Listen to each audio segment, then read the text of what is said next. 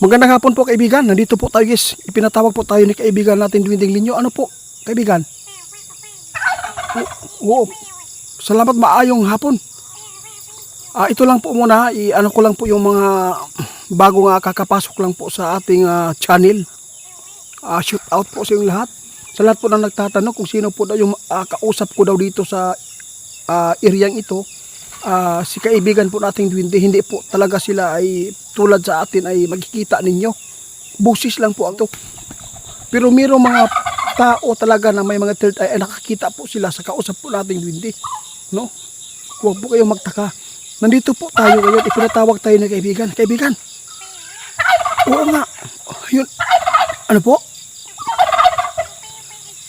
Naku guys, nag-alala ang ating kaibigan ngayon. Dahil po, lalo na bago lang po nilang ipinapaabot ito. Noong linggo pa lang ito, na mayroon namang pong mahuhulog na eroplano, helicopter. Ito na, nangyari na. Kaya ipinatawag po tayo ng ating kaibigan dahil po natakot sila na ito ay mayroon naman pong nahagbong, nahulog pa na eroplano. Natakot ang ating kaibigan, baka po matulad sa sunog hanggang ngayon ay patuloy pa rin na paghawa-hawa. Natakot po yung ating kaibigan. Kaibigan,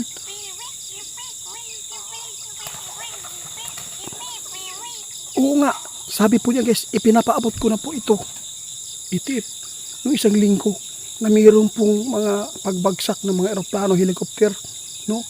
Guys, natakot si kaibigan ngayon. Ayaw po niya na maghawa-hawa dahil po marami pong mga kababayan po natin na nagbibiyahe pauwi, papunta doon sa ibang bansa, pauwi dito sa Pilipinas. Kaya dapat po, oo kaibigan, mahirap po talaga ang kanilang kalagayan kasi hindi naman po sila pwede na mag-eroplano. Malaking problema ito guys dahil po ay natakot si kaibigan kasi hindi natin akalain kakapaabot lang nila tungkol po sa mangyayari na mayroon po talagang mga helicopter bumagsak at saka yung eroplano.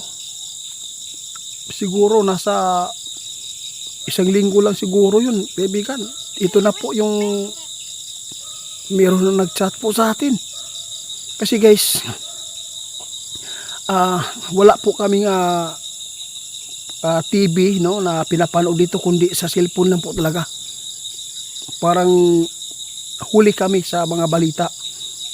Makabalita lang kami kaibigan kung meron nagpaabot. Kaya biglang nagpatawag si kaibigan guys, no? Alam na pala niya na mayroong nangyayari na ito ay ipinapaabot po nila noon. Kaya natatakot si kaibigan.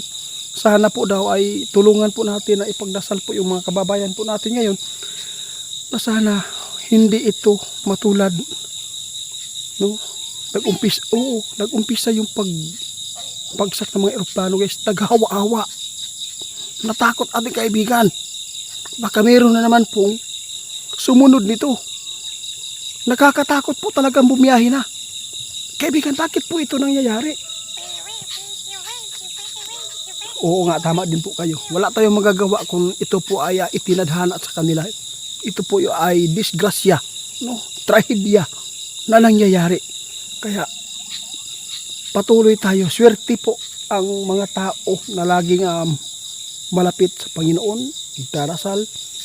Alam natin na sila po ay ligtas at iwas, no? Di ba kaibigan? Oo, kahit nasa aktual ka na guys na mga trahedya, kapag nakatawag ka ng Panginoon.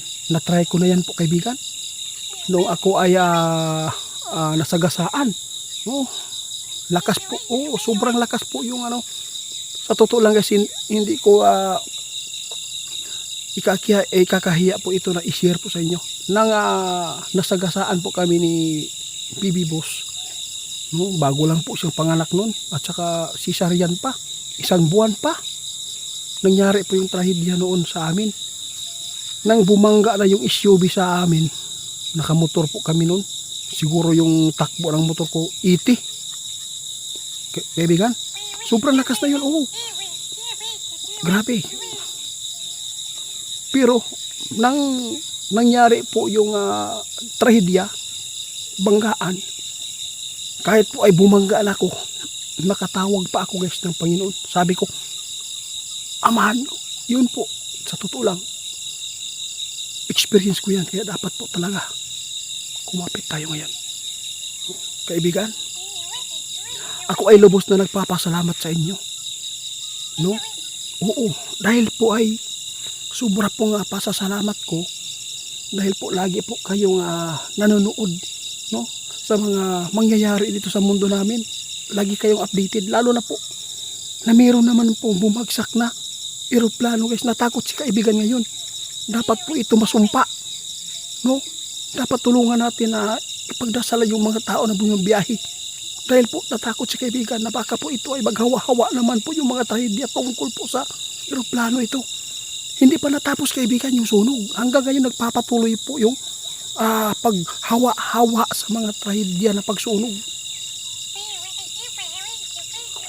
Oo. Sa lahat po ng mga bagong panood lang ito po ay baka akalain nyo tayo ay nababaliw na dito. Kaibigan. Oo, kasi marami nagsasabi, sino po ba yung kausap mo dyan? Kaya, ipinalawanag ko na lang na mga kaibigan po nating duwinde ito. Hindi po nyo makikita. Gawas ko nga may third eye kayo, no? Marami na po nakakita sa kanila, kaibigan. Ano po yan? Ano pong babala po nyo sa mga tao na bumibiyahe ngayon? Sabi po ng ating kaibigan guys, kung kayo man po ay mabumiyahe, no, pauwi, dapat po talaga mapili po niyo yung mga bagong sasakyan ng mga eroplano. Huwag po kayong sumakay po yung mga old na. Kasi hindi po natin alam ko yung mga wiring dyan. No, kaya dapat po lang talaga tayo ay maging alerto. Oo, yun po talaga ang mga dapat po ninyo matutunan. No, huwag po tayong sasakay po sa mga matatanda na ng mga eroplano. Sabi ng ating kaibigan.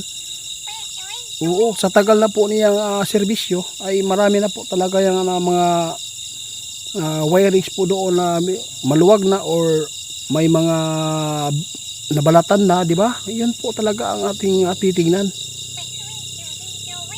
Nasa inyo lang po talaga ito. Ang importante dito, napaabot namin po ang ikakabuti sa inyong lahat. Kaya nagpapasalamat tayo kay kaibigan. Kaibigan. Oo, agad, grabe, hindi ko talaga inasahan. Grabe, sobrang active po ninyo. No? Naipaabot nyo kaagad ang mangyayari dito. Kaya salamat po, guys. Hintayin na lang po natin, guys, kung ano pa man ang mangyayari dito. Pero hindi po tayo hindi po natin dasal na mayroon pang mangyayari na yung ipinapaabot ng ating mga prediction po nila, guys. Nagkatotoo na. Hindi tulad sa iba, no, mag-prediction. Wala na, patay ka na, di ba? Yung iba, si Bangga nga, nag-prediction kaibigan. Oo, 2058, di ba? Hindi na po tayo aabot yan kung bilangin po natin yung taon natin, di ba? Matanda na po, oo. Pero iba po kayo magpaabot ng hula. At saka dahil po ay isang linggo lang, wala na, 3 araw, wala na. Oo, kaya dapat po talaga tayo guys na ingat na lang po. Salamat po kaibigan